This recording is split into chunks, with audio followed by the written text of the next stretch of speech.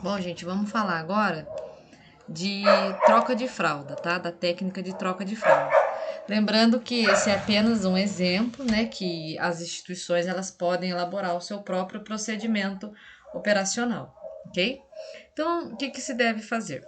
Fazer o planejamento. O que, que inclui, né, no fazer o planejamento?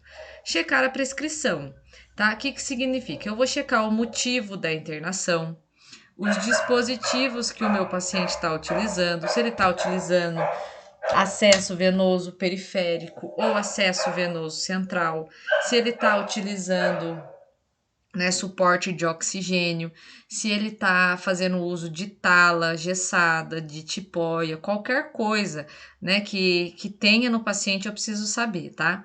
Preciso saber também se esse paciente tem condições de isolamento, né? Se, por exemplo, ele está com suspeita de tuberculose, meningite, se ele tem alguma ferida, né, infectada, enfim, se ele está em isolamento, tá? Se existe presença de lesão por pressão, tá? LPP significa lesão por pressão ou outro tipo de lesão, qualquer que seja. Vale lembrar que pode haver a necessidade da avaliação do enfermeiro em determinadas lesões. Por esse motivo, é importante que haja comunicação. Exemplo, você vira para o seu enfermeiro e fala: vou trocar o paciente do leito A do quarto B, do quarto 2, leito A. Você vai querer ver o curativo ou eu posso proceder com a limpeza padrão? E por aí vai, porque daí o enfermeiro pode virar para você e falar assim: não, eu quero ver o curativo. Então, quando chegar esse determinado momento, você vai pedir para quem esteja te auxiliando no procedimento da troca que chame o enfermeiro, porque já é o momento dele fazer a avaliação do curativo, tá?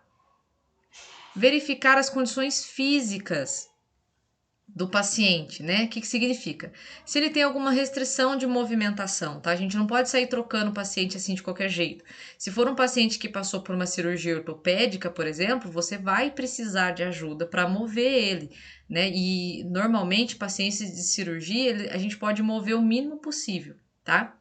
Pode ocorrer também o fato de que muitos pacientes conseguem colaborar durante a troca. Então, quando você está fazendo o planejamento, você verificou que o seu paciente ele não pode ir ao banheiro, ele está fazendo uso de fralda, mas a questão é que ele tem um problema no coração. Por isso que ele não pode estar levantando do leito para ir no banheiro, porque ele tem que poupar esforços. Mas ele consegue ficar de lado na cama, no leito. Se ele conseguir virar de lado no leito, você não precisa de ajuda, você consegue fazer a troca sozinha. Por quê? Porque o paciente está colaborando, tá? Verificar as condições das acomodações, tá? Se há outros pacientes ou acompanhante no caso, no quarto, e se vai haver necessidade de biombo.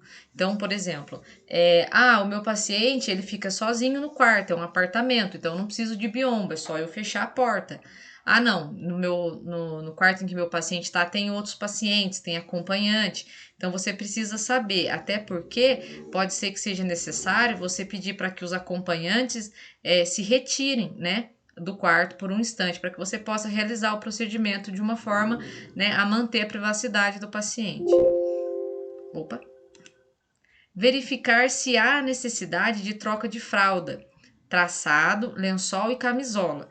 Por quê? Porque não vale você chegar no quarto do paciente para fazer a troca de fralda, não ter planejado isso e a camisola do paciente está toda suja.